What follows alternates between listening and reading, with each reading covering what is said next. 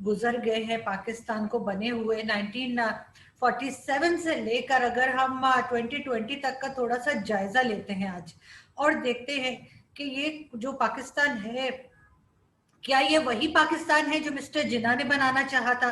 क्या ये वही पाकिस्तान है जिसका सोचकर मेरे पेरेंट्स जो है वो इलाहाबाद और दिल्ली से यहाँ पर आए थे, या मेरे ग्रैंड पेरेंट्स उनको लेके यहाँ आए थे, जो भी कह रहे हैं, और बहुत से लोग जो हिंदुस्तान छोड़ के पाकिस्तान आए थे ये सोचकर कि एक इंडिपेंडेंट कंट्री उनको मिलेगी, एक ऐसा मुल्क होगा जहां पर मुसलमानों की अक्सरियत होगी और वो वहां पे बहुत आराम से रहेंगे और बहुत मिलजुल के रहेंगे। और जब पाकिस्तान बना उस वक्त की अगर आप बिल्कुल शुरू की अगर आप स्पीचेस उठा के देखें, तकरीरें देखें उठा के मिस्टर जिन्ना की, तो उन्होंने भी यही बात की थी कि यहाँ पे जितने भी मजाहिब के लोग रहते हैं उनको इजाजत है कि वो अपने टेम्पल्स पे जा सकते हैं, वो अपने तरीके से रह सकते हैं। लेकिन सच्ची बात क्या है कि ऐसा हुआ? अगर ऐसा हुआ तो मुझे बताइए कि अहमदीस जो है उनको जब भुट्टो की गवर्नमेंट आई तो उनको नॉन मुस्लिम डिक्लेयर कर दिया गया। ठीक है, मान लिया। हम तो हर किसी को काफिर बताते हैं, आपस में भी हम एक दूसरे को, जो मुस्लिम्स आपस में हैं, हम तो एक दूसरे को भी मुस्लिम नहीं मानते। हर कोई जो है, कोई शिया है, कोई सुन्नी है, कोई कुछ है, मुझे तो सारे फिरकों के नाम भी नहीं आते। इसका मतलब है कि मैं तो बिल्कुल ही नालायक हूँ उस सिलसिले में। लेकिन ये जरूर है कि हम एक दूसरे को अपने तौर पे काफिर जरूर समझते हैं। तो उन्होंने डिक्लेयर कर दिया कि अहमदीस जो है वो नॉन मुस्लिम है। चले, मान लिया, उन्होंने कहा, हमने मान लिया। लेकिन भुट्टो ने ये तो नहीं कहा था कि अहमदीज इंसान ही नहीं है। हमने उनको मुसलमान तो किया, हमने तो उनको इंसान समझना भी छोड़ दिया। आज भी मैं न्यूज देख रही थी ट्विटर के ऊपर कि एक 60+ उनकी उम्र थी उन साहब की, और उनको मार दिया गया, गोली मार दी गई सिर्फ इस वजह से कि वो अहमदी थे, सिर्फ इस वजह से कि वो उस चीज में बिलीव नहीं करते थे जिसपे आप करते हैं। ये कैसा पाकिस्तान है इतने सालों में? ये कौन सा पाकिस्तान हमने बनाया है? उसके बाद पारसी कहाँ गए? अच्छा जी, हिंदुओं के लिए तो हमारे पास कहानी मौजूद है। हमें कोई पूछे हम कह देते हैं जी हिंदू तो बहुत थे हमारे पास, साथ आए थे हमारे, लेकिन क्या हुआ, बांग्लादेश बन गया और आधे से ज्यादा उठ के बांग्लादेश चले गए। ये झूठ हम हर जगह बोलते हैं, अपने साथ भी बोलते हैं, और अपने साथ जो हमारे साथ लोग बात करते हैं, चाहे वो किसी भी मीडिया के हों, बाहर के मीडिया के हों, पाकिस्तान के मीडिया के हों, ये झूठ हम पूरे धड़ल्ले के साथ उनको भी बोल देते हैं कि जी वो हिंदू जो थे ना वो तो जी वहां चले गए बांग्लादेश। चले, मान लिया हिंदू बांग्लादेश चले गए, तो फिर मुझे बताइए पारसी कहाँ गए? कराची में पारसी कंपाउंड क्यों खाली है? क्यों पारसी या कोई और जो नॉन मुस्लिम कम्युनिटी के लोग हैं वो आके अपनी बात क्यों नहीं कर पाते? और यहाँ पे जो थोड़े बहुत हिंदू रह गए हैं उनके साथ आप क्या कर रहे हैं? उनका मंदिर नहीं बनने दे रहे। चले, मत बनने दे मंदिर, लेकिन आप लोगों ने और क्या किया उनके साथ? पेशावर में और कई जगहों पे उनको आपने शमशान घाट तक नहीं दिया है कि अगर उनके किसी की डेथ हो जाए तो वो अपनी रसूमात तक नहीं कर सकते, उसके लिए उनको कई कई मील दूर जाना पड़ता है, और उसकी आपको कोई शर्म, कोई गैरत यहाँ पे नहीं है। क्रिश्चियंस के साथ क्या करते हैं? हिंदुओं का तो बहुत इंडियन मीडिया ने उठाया कि जी हिंदुओं की लड़कियां उठा के ले जाते हैं, साल में 1000 लड़कियां उठा के ले जाते हैं, जबरदस्ती उनका मजहब बदलवा देते हैं, उनकी शादियां करवा देते हैं। मियां मिट्टू जैसे आदमी के साथ हमारे पॉलिटिशियन तस्वीरें खिंचाते हैं, आज तक उसको गिरफ्तार नहीं किया गया, लेकिन उधर हम कहते हैं नहीं जी वो बच्चियां तो इस्लाम से इंप्रेस हो जाती हैं इसलिए वो ऐसा करती हैं। तो कोई लड़का इंप्रेस क्यों नहीं होता? कोई बड़ी उम्र की औरत इंप्रेस क्यों नहीं होती? कोई बड़ी उम्र का आदमी इंप्रेस क्यों नहीं होता? वो क्यों नहीं अपने मजहब बदलते? सिर्फ छोटी उम्र की बच्चियां क्यों बदलती हैं? चले, हिंदू भी गए साइड पे, अब आ जाए क्रिश्चियंस के ऊपर। क्रिश्चियंस के साथ भी यही कुछ होता है। क्रिश्चियंस की भी लड़कियां उठा के ले जाता है, ले जाई जाती हैं, और उनका भी इसी तरीके से मजहब जो है बदलवा के उनकी भी शादियां करा दी जाती हैं किसी भी मुस्लिम के साथ। उसमें भी हमारा वही स्टेटमेंट है, हम तो बहुत हसीन लोग हैं ना, हमें तो बस देखते ही हर मजहब के लोगों को हमसे प्यार हो जाता है और बस वो हमसे शादियां करना चाहते हैं। ऐसा लगता है कि पूरे पाकिस्तान में जितने भी मुसलमान मर्द घूम रहे हैं सबके सब जो है वो टॉम क्रूज है कि उनको देखते ही ना सारी नॉन मुस्लिम लड़कियां उनके पीछे पड़ जाती हैं। शर्म हमें आती नहीं, गैरत का हमें पता नहीं कि वो क्या चीज होती है। हाँ, दूसरे के मजहब में हम जो मर्जी कर लें। एक साहब बैठे थे ट्विटर के ऊपर, और वो हिंदू रिलीजन से रिलेटेड कोई उनके मैं क्या कहना चाहिए, कोई देवता थे या इस तरह की कोई उनकी पिक्चर फाड़ रहे थे, और बहुत फखर से दिखाया उन्होंने, बहुत चौड़े होकर उन्होंने बताया कि जी ये देखें, ये मैंने उनकी जिनकी वो बहुत रिस्पेक्ट करते हैं हिंदू रिलीजन में, उनकी मैं इस तरह से तस्वीरें फाड़ रहा हूँ बैठ के। अगर ये चीज कोई इस्लाम से रिलेटेड कर दे तो इनका फौरन खून खौल जाएगा। ये तो उसके सर की कीमत लगा देंगे और कहेंगे जाओ मारो, और जाके तुम्हें जो है जन्नत मिल जाएगी, तुम्हें जो है 70 72 पता नहीं कितनी हूरें मिल जाएंगी। उस वक्त क्या हो जाता है, जब दूसरे के लिए जो चीज सोचते हैं वही अपने लिए सोचे ना, या अपने लिए जो समझते हैं कि सही है वही दूसरे के लिए सोचे। इस्लाम तो यही कहता है, इस्लाम ने तो कभी नहीं कहा कि जी किसी दूसरे मजहब की इज्जत ना करो, किसी दूसरे मजहब को जीने की इजाजत ना दो, या उनको तंग करो। एक तरफ तो बहुत बड़े बनते हैं और दूसरी तरफ अपनी हालत खुद देख लें। इतने सालों में जो ये अभी आप 14 अगस्त मनाने जा रहे हैं, मुझे 10 कंट्रीज के नाम बता दें, इस्लामिक कंट्री बता दें, छोड़ दें यूरोपियंस को, छोड़ दें किसी और को, काफिरों को तो हम वैसे ही पसंद नहीं करते ना। मुझे बताइए कौन सी वो इस्लामिक कंट्रीज हैं जो पाकिस्तान को जरा सी भी घास डालती हो। 2 टके की इज्जत नहीं है हमारी पूरी दुनिया में, लेकिन हम चौड़े होते रहेंगे जी, brother Islamic country, brother Islamic country. और ब्रदर इस्लामिक कंट्री क्या होता है वो तो आपको पूछते तक नहीं है। आपकी उनके सामने 2 कौड़ी की इज्जत नहीं है, और इस पे आप खुद पहुंचे हैं इन हालात पे। यानी भुट्टो साहब ने कहा था कि हम घास खाएंगे लेकिन हम एटम बम बनाएंगे। चले, एटम बम भी बना लिया, घास भी खा ली, अब क्या करें। अब आए हैं जी इमरान खान साहब। इमरान खान साहब के हाथ से कटोरा ही नहीं छूटता। वो सारे टाइम कभी इससे मांग रहे, कभी उससे मांग रहे, कभी उस कंट्री से, कभी उस। अभी सऊदी अरब ने ऐसा करारा हाथ पाकिस्तान के मुंह पे जड़ा है कि लाओ हमारे पैसे वापस करो, और हम उनको क्या कह रहे हैं, हमारे फॉरेन मिनिस्टर ये फरमा रहे हैं कि जी सऊदी अरब बहुत परेशान था, सऊदी अरब के पास पैसे नहीं थे। यानी सऊदी अरब हमसे भी ज्यादा परेशान था, सऊदी अरब के पास हमारे से भी कम पैसे थे। हाँ हाँ, मैं तो सुन के मुझे तो मतलब मेरे तो आंखों में आंसू आ गए, और मैं तो कोई 10 12 घंटे रोती रही हूँ सऊदी अरब के लिए। तो उनको इतनी उनकी हालत खराब हो गई सऊदी अरब की, कि सऊदी अरब ने कहा कि जी आप हमारे पैसे दे दें, नहीं तो हम तो मतलब भूखे मर जाएंगे।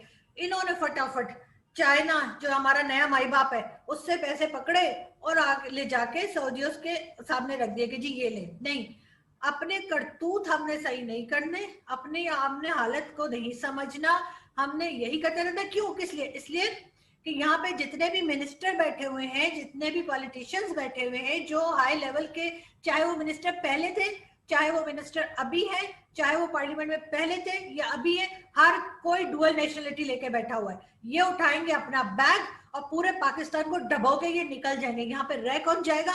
मेरे जैसे लोग, आपके जैसे लोग, जिनको कोई बाहर की दुनिया में जाना कोई आसान नहीं है, जो कि वर्किंग क्लास है। हम अगर काम करेंगे तो हमारा घर चलेगा, हम अगर काम करेंगे तो हम 2 वक्त की रोटी खाएंगे।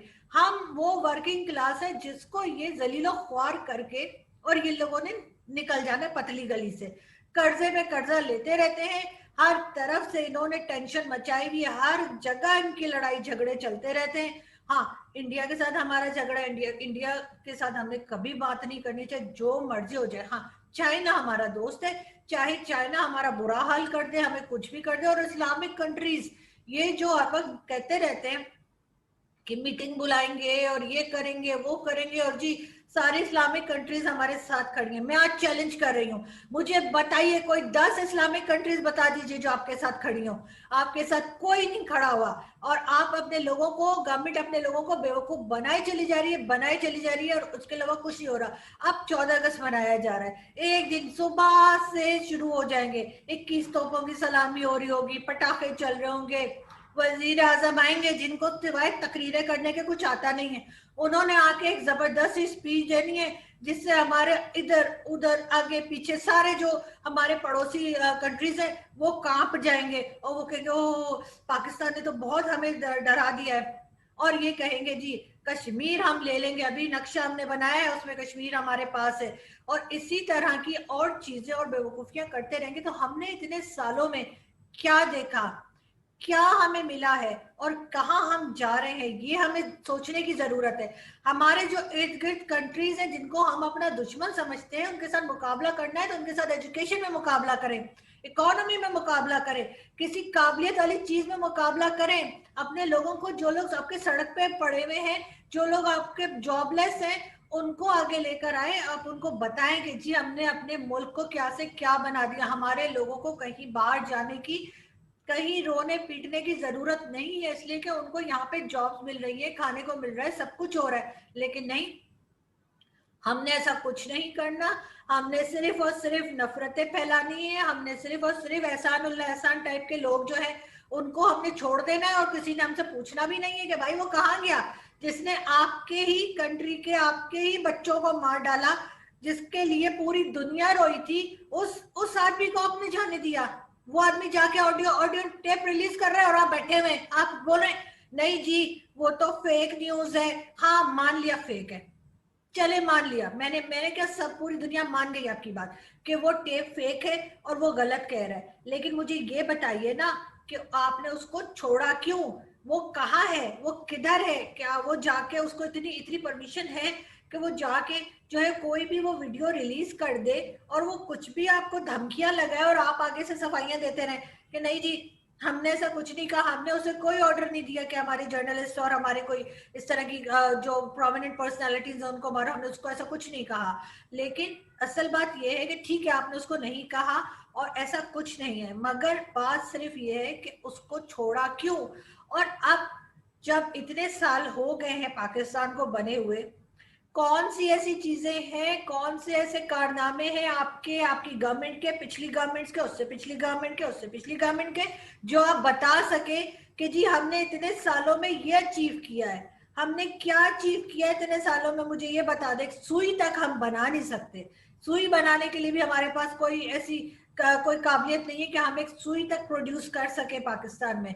तो मुझे बताइए हमने क्या बनाया है और किस बात का जश्न हम मनाएं, किस बात के ऊपर जो 14 अगस्त आप मना रहे हैं, जो मुल्क आपको इतनी मुश्किलों से, इतने लोगों को, जो इतने लोगों ने अपनी जो है शहादत दी, इतने लोगों को मुश्किल हुई यहाँ वहां से यहाँ और यहाँ से वहां शिफ्ट होने में, उनको आपने क्या दिया बदले में। ये करप्ट हुकूमत, ये इस तरह की हुकूमत है जो आदिशर कावस जी जो सीनियर जर्नलिस्ट हुआ करते थे कराची में, वो कहते थे कि जी पाकिस्तान का तो वही हाल है कि जी चोर जाता है और डाकू आता है यहाँ की गवर्नमेंट में। तो मेरा ख्याल है कावस जी बिल्कुल सही कहते थे कि वो उनकी बात 100% बिल्कुल दुरुस्त साबित हुई है। अभी देखते जाइए, जब इमरान खान साहब की गवर्नमेंट जाएगी तो फिर आपको पता चलेगा कि इसमें कितना घोटाला था और इसमें कहाँ कहाँ पे करप्शन हुई थी। चले करप्शन भी कर ले भाई, आप लोगों के तो खून में है पॉलिटिशियंस के, हमारे यहाँ तो चोरी करना, लेकिन उसके साथ कुछ लोगों को भी तो कुछ प्रोवाइड करें। लोगों को जॉब्स लोगों की खत्म हो गई हैं, आपने तो कहा था कि हम तो जॉब्स लेकर आएंगे, वो पता नहीं कितने करोड़ के कितने लाख घर आप बनाने वाले थे, वो भी नहीं है, वो भी आपने नहीं बनाए। मीडिया पे हर तरह की पाबंदी आपने लगा रखी है, मीडिया ये नहीं बोल सकता, मीडिया वो नहीं बोल सकता, मीडिया ये नहीं कह सकता, मीडिया पे ये नहीं आ सकता, मीडिया के कमर्शियल्स बंद कर देंगे, मीडिया को ये कर देंगे, मीडिया को वो कर देंगे। अब आपकी नजर सोशल मीडिया के ऊपर है, अब आप चाह रहे हैं कि कोई सोशल मीडिया पे भी बात ना कर सके, लेकिन इससे होना कुछ नहीं है, सारी दुनिया को आप बंद नहीं कर सकते। हाँ, जितना आपने लोगों को, जितना पाकिस्तान को लोगों की नजरों में गिराना था वो आप गिरा चुके, अब इससे ज्यादा कुछ होता हुआ नजर आ रहा नहीं है। फिर भी सबको बहुत मुबारक हो 14 अगस्त की, जो लोग मना रहे हैं जरूर मनाएं, लेकिन साथ में ये भी सोचें कि आपने इस मुल्क को क्या दिया। इस मुल्क ने तो आपको बहुत कुछ दिया है, लेकिन क्या इस मुल्क को आपने कुछ दिया है? आज आप जब बाहर जाते हैं किसी यूरोपियन कंट्री में, आपके पासपोर्ट की कितनी इज्जत है आपको अच्छे से पता है। आप लोग यहाँ पे लोगों को किसी के ऊपर भी ब्लास्फेमी का लॉ का बोल देते हैं कि जी ब्लास्फेमी लॉ का आप इल्जाम लगा देते हैं और उसके बाद उसको मारने के लिए निकल पड़ते हैं। ये चीज पाकिस्तान बनाते वक्त तो किसी ने नहीं सोची कि ऐसा होगा, फिर यहाँ क्यों हो रहा है, क्यों इसको कंट्रोल नहीं किया जा रहा, कौन लोग इसके पीछे हैं? यहाँ पे जो माइनॉरिटी रहती है वो और कितने दिन चुप रहेगी, वो कब तक अपने ऊपर जुल्म बर्दाश्त करते रहेंगे? वो कब तक देखते रहेंगे कि उनकी बेटियों को उठा के ले जाया जा रहा है? वो कब तक ये देखेंगे कि उनको शमशान घाट तक नहीं दिया जा रहा? एक सिंगल मंदिर जो बन रहा है इस्लामाबाद में, उसके ऊपर ऐसे जाहिलों की तरह जो आप लोग चिल्लाए हैं, उससे तो आपको मेरा ख्याल है कि बहुत बड़े बड़े अवार्ड मिले होंगे दुनिया में आप लोगों को। आप लोग दूसरों के ऊपर उंगली उठाने से पहले सबसे पहले अपने आप को चेक करें, इसलिए कि जब आप किसी एक के ऊपर उंगली उठाते हैं तो उसके बाद तीन चार उंगलियां आपकी अपनी तरफ भी उठती हैं। तो इसलिए सबसे पहले अपने आप को चेक करें, अपने आप को ठीक करें। वैसे तो कोई उम्मीद है नहीं, क्योंकि मैं जिन लोगों से बात कर रही हूँ वो इतने ढीठ हैं कि वो उल्टा मुझे ही गालियां निकालेंगे, लेकिन फिर भी मैं कह रही हूँ कि आज जश्न मनाने से पहले ये सोचिए कि आपने पाकिस्तान को क्या दिया और आपने पाकिस्तान को आज कहाँ खड़ा कर दिया है। कि हम ना तो हम FATF से निकल पा रहे हैं, ना हम कर्जों से निकल पा रहे हैं, ना हमारा दुनिया में इंप्रेशन ठीक हो रहा है, ना ही एहसान उल्ला एहसान जैसे लोगों को छोड़ के आप लोगों ने और जैसे कहना चाहिए ना और ज्यादा जलती पे तेल का काम कर दिया है। तो ये चीजें जो है ये पाकिस्तान को कहीं का नहीं छोड़ेंगे। और वही यही पॉलिटिशियन इनका क्या है, ये तो अपने बैग्स उठाएंगे और ये निकल जाएंगे। हर एक के पैसे, हर एक की औलादे, हर एक की फैमिली तो बाहर बैठी हुई है, यहाँ पे रह जाएंगे सिर्फ इनके वोटर्स और इनके चमचे, जो इनके कहने के ऊपर जो है उस पे सोशल मीडिया पे भी जो है लोगों को गालियां निकालते हैं और इनके कहने पे कुछ भी करने को तैयार हो जाते हैं, जिनको ये समझ नहीं आती कि उनको यूज किया जा रहा है। बहुत शुक्रिया, थैंक यू।